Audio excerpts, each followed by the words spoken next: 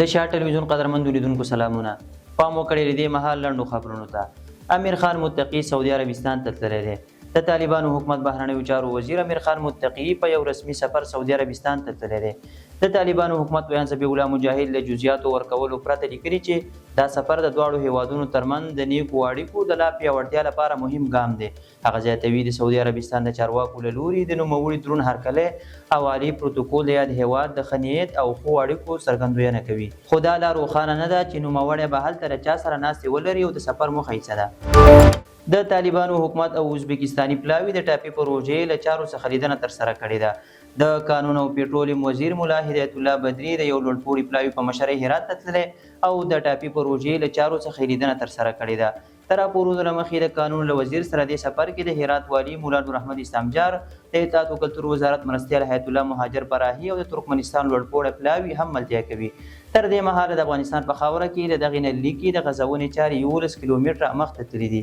ټاپي پروژه د افغانستان اقتصادي پیاوړتیا لپاره مهمه پروژه ده او د سیمې اقتصادي همکاریو پراختیا کې حیاتي رول لري. د بام هرات تفریحي کمپلیکس د جوړولو طرحه تایید شوه. د ریاست الوزرا اقتصادي مرستیال مولا عبدالغني برادر اخون په مشرۍ اقتصادي کمیسیون د بام هرات تفریحي کمپلیکس د جوړولو طرحه تایید کړه. په خبرپاڼه کې راغلي چې دغه کمپلیکس چې د خصوصي سکتور له لوري د سبا 1 میلیارډ افغانیو په پانګونې سره هرات ولایت کې جوړیږي، شاوخوا 4000 کسانو ته به پکې د کار زمینه برابره شي. علي امین ګنډاپور ویلي هیڅوک له خیبر پښتونخوا څخه افغان کډوال په زور نشي ایستلی.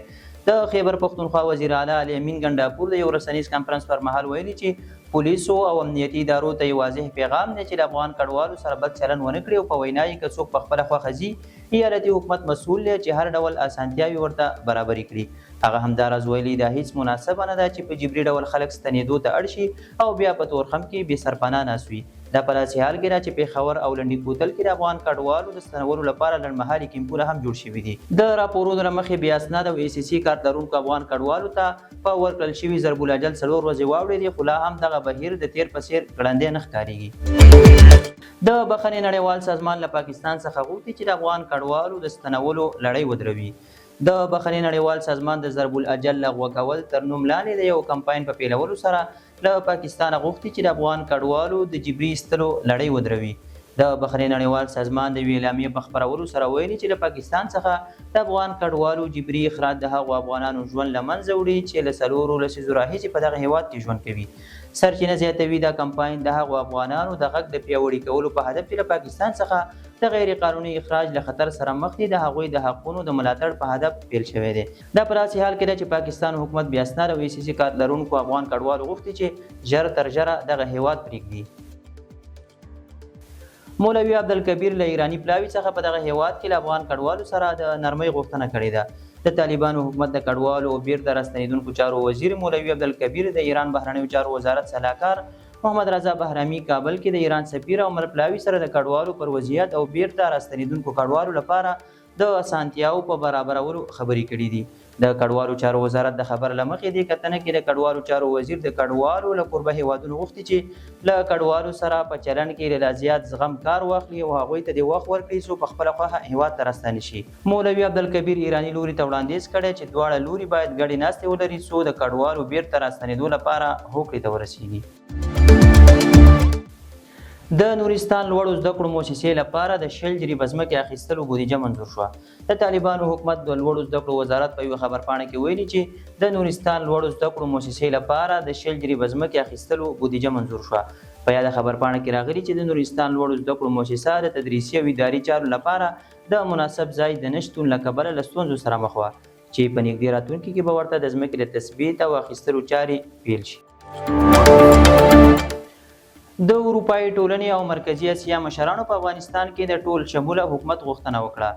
د اروپایي ټولنې او منځنۍ اسیا مشرانو د ازبکستان په سمرقند ښار کې تر خپلې لومړنۍ سرمشریزې وروسته په افغانستان کې د بشري حقونو او بنسټیزو ازادیو پر بنسټ د یو ټول شموله حکومت پر جوړېدو ټینګار کړی دی. دوی همداراز په خپل بیان کې د ښځو او نجونو لپاره د زده کړو او په عامه ژوند کې د ګډون په موخه د یو شان حقوقو د لاسرسي غوښتنه کړې ده. ازبکستان د جمعې په ورځ د منځنۍ اسیا او د اروپایي ټولنې د لومړنۍ سرمشریزې کوربه و. دغو هیوادونو په خپل بیان کې د افغانستان د پرمختګ لپاره پر خپلو ژمنو ټینګار کړی او په هیواد کې د بشري وضعیت په تړاو یې اندېښنه ښودلې ده. امریکا ویلي اوس مهال کابل کې د سفارت بیا پرانیستلو لپاره کوم پلان نه لري. امریکایي رسنیو د متحده ایالاتو د ملي امنیت شورا او بهرنیو چارو وزارت د ویاندویانو له قوله خبر ورکړی چې دغه هیواد په کابل کې د خپل سفارت د بیا پرانیستلو لپاره کوم پلان نه لري.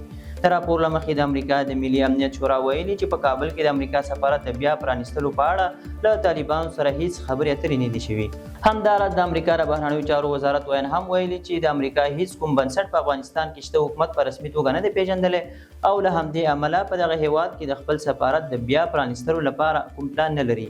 د طالبانو حکومت ویان ذبیح الله مجاهد څو ورځې وړاندې له العربیه شبکې سره په مرکه کې ویلي و چې له امریکا څخه یې غوښتي چې په واشنګټن کې د افغانستان سفارت دوی ته وسپاري او همداشان په کابل کې د دغه هیواد سفارت بیا ځلې پرانیستل شي.